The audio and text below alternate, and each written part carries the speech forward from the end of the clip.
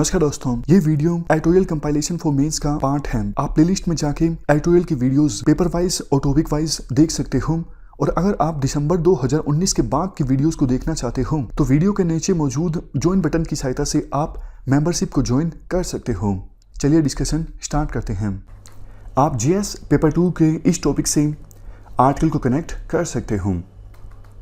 देखो, United Nations security council में members की संख्या होती है 15 में से 5 तो परमानेंट मेंबर्स होते हैं, बाकी बचे 10 होते हैं non permanent members. In non permanent members का जो कार्यकाल होता है वो 2 साल का होता है। मतलब हर साल 5 नए नॉन परमानेंट मेंबर्स का इलेक्शन होता है यूनाइटेड नेशंस सिक्योरिटी काउंसिल में। और ये भी ख्याल रखा जाता है वर्ल्ड के विभिन्न ज्योग्राफिकल रीजन से रिप्रेजेंटेशन हो। अभी कंटेक्स्ट ये है 2021-2022 के लिए इंडिया को नॉन परमानेंट मेंबर इलेक्ट कर लिया गया है यूनाइटेड नेशंस सिक्योरिटी काउंसिल में। इंडिया के अलावा 3 और देश जिनका इलेक्शन हुआ है वो हैं मैक्सिको लैटिन अमेरिका की सीट से, नॉर्वे और Ireland western Europe and others group की सीट से। वैसे देखो, इस ग्रुप में 3 वे कॉन्टेस्ट था नॉर्वे, आयरलैंड और कनाडा के बीच। कनाडा सीट जीतने में असफल रहा। कनाडा ने इलेक्शन लड़ा था लेकिन इलेक्शन हार गया इस ग्रुप से और सिक्योरिटी काउंसिल का नॉन परमानेंट मेंबर नहीं बन सका। अफ्रीकन ग्रुप की बात करें, कीनिया और जिबूती, इन दोनों के बीच फाइट थी।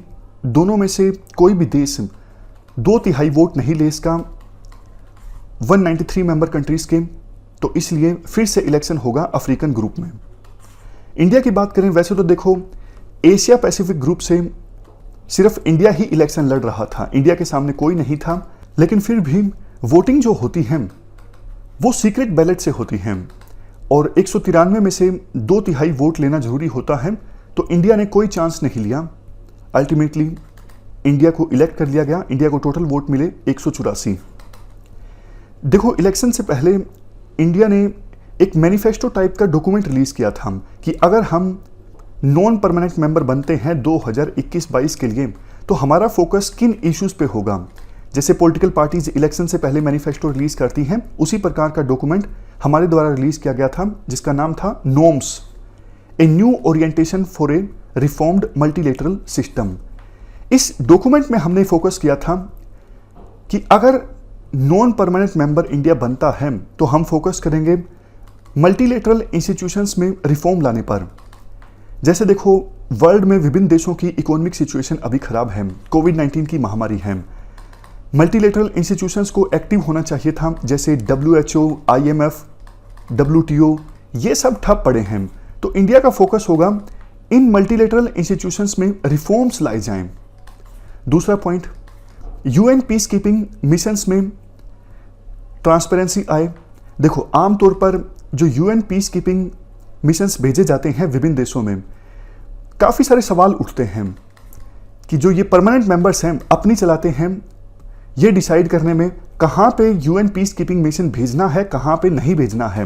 बहुत बार ऐसा होता है जहाँ पे भेजना चाहिए, अर्जेंट आवश्यकता है, वहाँ पे तो भेजा नहीं जाता, लेकिन जहाँ पे नहीं भेजना चाहिए वहाँ पे UN पीस कीपिंग मिशन भेज दिया जाता है।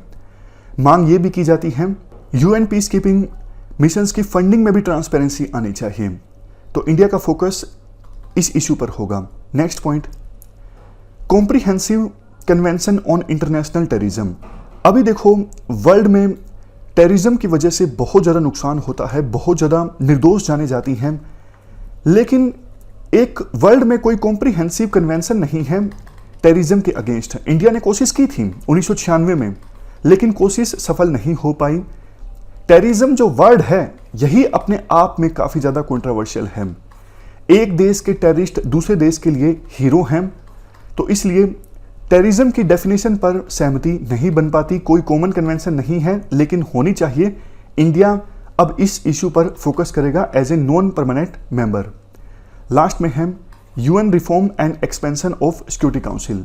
देखो, इंडिया का ये मानना है जब UN इस्टेब्लिश हुआ था 1945 में, तब के समय में और आज के समय में बहुत ज़्यादा बदलाव आ चुका है, चेंज आ चुका है।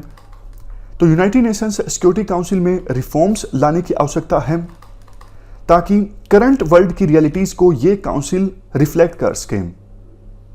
बट देखो, वो 5 मेंबर्स जिनके पास अभी परमानेंट सीट है सिक्योरिटी काउंसिल में, वो हमेशा रेसिस्ट करते हैं चेंज को, क्योंकि देखो उनके पास तो सीट है ही।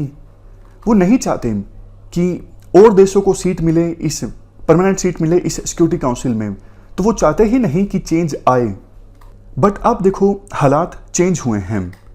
विभिन्न देशों ने भी ये आवश्यकता महसूस की है कि कोविड-19 की महामारी में ये इंस्टीट्यूशंस पूरी तरह से फेल हो गए हैं। अगर इनमें रिफॉर्म नहीं लाया गया तो आने वाले समय में ये इररिलेवेंट हो जाएंगे। तो सिक्योरिटी काउंसिल में रिफॉर्म की जो मांग है, इंडिया अब और ज़्यादा जोर शोर से उठाएगा, और ज़्यादा सपोर्ट मिलने की आवश्यकता है इंडिया को इस इशू पर। लास्ट में कुछ सजेशंस दिए जाते हैं। पहला सजेशन देखो ये है, यूनाइटेड नेशंस सिक्योरिटी काउंसिल बहुत ज़्यादा पोलराइज्ड है आज के समय में। जैसे आप 5 परमानेंट मेंबर्स की बात कर लीजिए, यूएसए, यूके, फ्रांस एक तरफ होते हैं विभिन्न इश्यूज पर, चाइना और रशिया ये एक तरफ होते हैं। तो 2 ग्रुप्स में डिवाइडेड हैं ये 5 परमानेंट मेंबर्स हैं। इसी प्रकार से बाकी जो 10 नॉन परमानेंट मेंबर्स होते हैं, इनमें से ज़्यादातर दोनों में से किसी ना किसी ग्रुप में शामिल हो जाते हैं।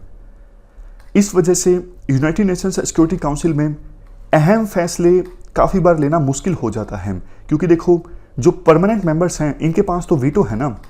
एक भी मेंबर अगर अपनी वीटो का इस्तेमाल कर लेता है तो फैसला लेना यूनाइटेड नेशंस सिक्योरिटी काउंसिल के द्वारा मुश्किल हो जाता है। इंडिया को यह सलाह दी जाती है, आप मल्टीलेटरलिज्म के एजेंडा को पुश कीजिए, इसको स्ट्रॉन्ग बनाने की कोशिश कीजिए, रिफॉर्म पर ज़्यादा जोर दीजिए, वैल्यू बेस्ड पोजीशन आप लीजिए, ना कि ट्रांजैक्शनल। ट्रांजैक्शनल मतलब गिव एंड टेक।